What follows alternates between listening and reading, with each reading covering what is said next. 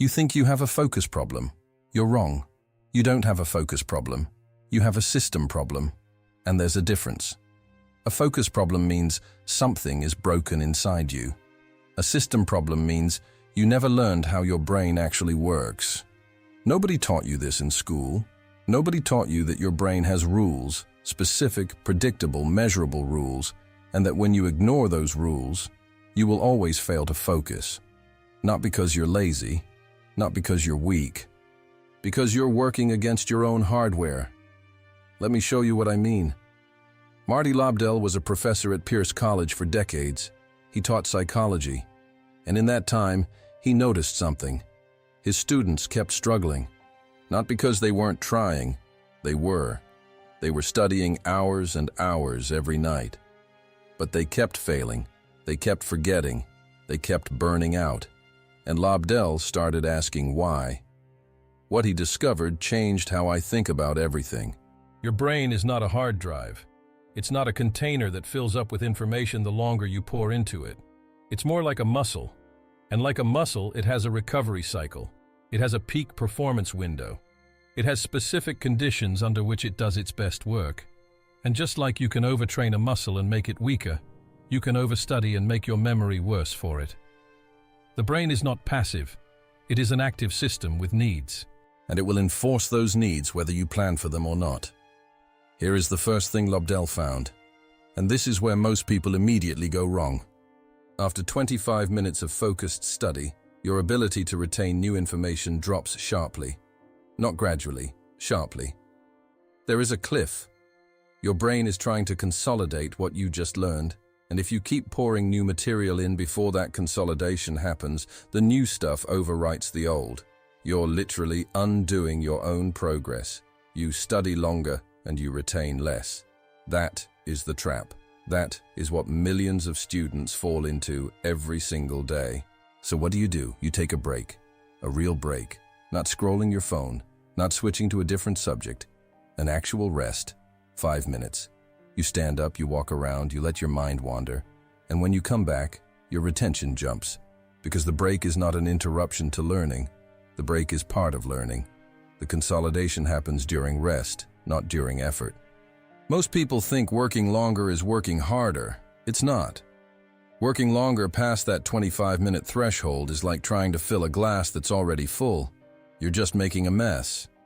Now here's where it gets strange, because this isn't just about time. It's about what you do during that time. Lobdell noticed something about how students spent their study hours. They read, they highlighted, they reread the highlighted parts, and then they failed their tests. Because reading and highlighting feel like studying, they feel productive. Your pen is moving, pages are turning, but your brain is barely engaged. It's processing information passively, the same way it processes background noise. It's not learning, it's just witnessing. Real learning requires something different. It requires your brain to actively produce information, not just receive it. Think about this. If I ask you to read a page about the cardiovascular system, you'll read it, you'll feel like you understood it, and within 2 days, most of it will be gone. But if I ask you to close the book and explain the cardiovascular system out loud, in your own words, without looking, something completely different happens. Your brain has to reach in and retrieve what it knows. And that act of retrieval, that struggle, that reaching, is what actually cements the information. This is what Lobdell called active recall. And it is the single most powerful study technique that almost nobody uses. Every time you force your brain to produce information rather than receive it, you're building the neural pathway that lets you access that information faster and more reliably. You're not just storing something, you're building a road to it. Think about the difference between knowing a city exists and knowing how to drive there. You could know Paris exists without having any idea how to navigate from one neighborhood to another. Passive learning tells you Paris exists. Active recall gives you the map. So why doesn't everyone use active recall? Because it feels harder.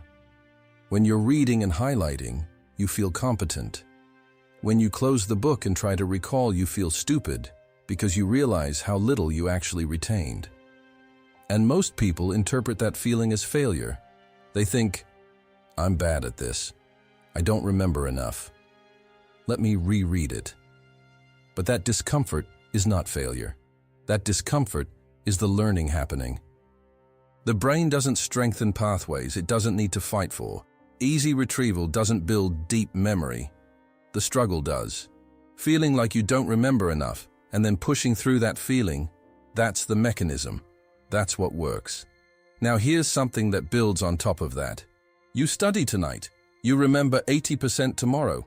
But in a week, you remember 20. In a month, 10. This is Ebbinghaus's forgetting curve, and it has been measured and verified for over 100 years. Your memory decays on a predictable schedule, and most people respond to this by cramming the same material over and over in the same week, right before a test, and then forgetting everything within days of it being over. Lobdell pointed to something far better: spaced repetition. Instead of studying the same material every day this week, you study it today, then in 2 days, then in a week, then in 2 weeks. You review it right at the edge of forgetting. And every time you do that, the forgetting curve resets and flattens. The material becomes progressively more stable in your long-term memory. Here's the beautiful part. You actually spend less total time studying the same material, because each review is short.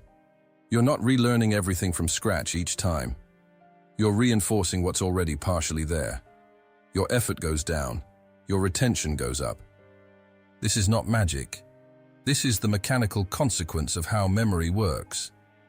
Your brain assigns permanence to information based on how often it needs to access it. If you keep coming back to something on a spaced schedule, your brain interprets that as important. If you see it only once during a cram session, your brain treats it as trivia and discards it. The problem is that spaced repetition looks wrong to most people. When you space out your reviews, you feel like you're forgetting too much in between. You feel like you should go back sooner. But that forgetting in between is part of the process. The gap is doing work. Let the gap do its work. Now let's talk about your physical environment, because this is where most people are silently sabotaging themselves. Your brain is extraordinarily sensitive to context. It builds associations between what you're doing and where you're doing it. Those associations become powerful behavioral triggers. If you study in bed, your brain starts to associate studying with rest, which means every time you try to focus in bed, part of your brain is preparing to sleep. You trained it to do that. The environment is sending contradictory signals. This works in every direction. If you eat at your desk while working, you start to associate your desk with casual distraction. If you watch videos on your study laptop, that laptop starts to mean entertainment, and your focus degrades every time you open it for real work. Lobdell emphasized this principle obsessively. Create a dedicated study space. Use it only for studying. Nothing else. No eating, no entertainment, no phone calls. When you sit down in that space, your brain receives one clear signal. This is the context in which we work. And over time, entering that space becomes a trigger. Your focus sharpens the moment you sit down, not after 45 minutes of warming up. Immediately. You are not just training your mind, you are using the environment as a precision tool to condition your mind. Now here's something Lobdell observed that most people find counterintuitive. Motivation follows action, not the other way around. Everyone waits to feel motivated before they start. They think, when I feel ready, when I feel focused, when I feel inspired, I'll sit down and do the work. But that moment never reliably comes, because motivation is not a prerequisite for starting, it's a result of starting. When you sit down and engage with the material for even 5 minutes, motivation begins to arrive. Not because you psyched yourself up, not because you played a hype track, because engagement generates its own momentum. The act of doing the thing creates the desire to keep doing the thing. This is why the hardest part is always starting. The first 5 minutes of every study session are the worst. Everything in you resists. If you wait for motivation to get you past those 5 minutes, you'll wait forever. But if you just start, if you open the book and read the first sentence, something shifts. Your brain engages. The resistance drops. 20 minutes later, you don't want to stop. The principle here is absurdly simple. Just start. Don't wait for focus. Don't wait for motivation. Just start. The state you're looking for is on the other side of that first step, not before it. Now let's go deeper, because there's something beneath all of these techniques that makes them work. And if you don't understand it, you'll apply the techniques carelessly and get confused when results fail to arrive. Your brain operates with two systems. The first is fast, automatic, associative. It responds to familiar patterns. It handles routine. It's the system that lets you drive a car while thinking about something else. The second system is slow, deliberate, effortful. It's the system you engage when solving a new problem, learning a new concept, or making a complex decision. Focused learning lives in the second system. Active recall lives in the second system. Real comprehension lives in the second system. But the second system is expensive. It burns more energy. It fatigues faster. And your brain, being the efficiency-maximizing machine that it is, will always try to shift tasks to the first system as quickly as possible, because automatic processing is cheaper to run. This is brilliant for routine tasks. It is lethal for learning. Because the moment your brain shifts material to automatic mode, it stops deeply processing it. You can read an entire page on autopilot and understand nothing. You've all experienced this. You reach the bottom of a page and realize you have no memory of reading it. Your eyes moved. Your brain was somewhere else. The techniques Lobdell teaches are all, at their core, strategies to keep the effortful system engaged. Taking breaks prevents system fatigue. Active recall forces deliberate retrieval. Spaced repetition keeps material in the difficult zone instead of the shallow automatic one.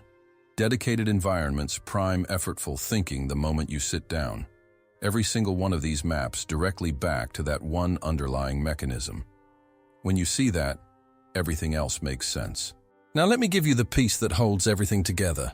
After teaching his students all of these techniques, Lobdell gave them one final instruction. Reward yourself. After every successful study session, do something genuinely enjoyable. Not as a bribe, not as a trick.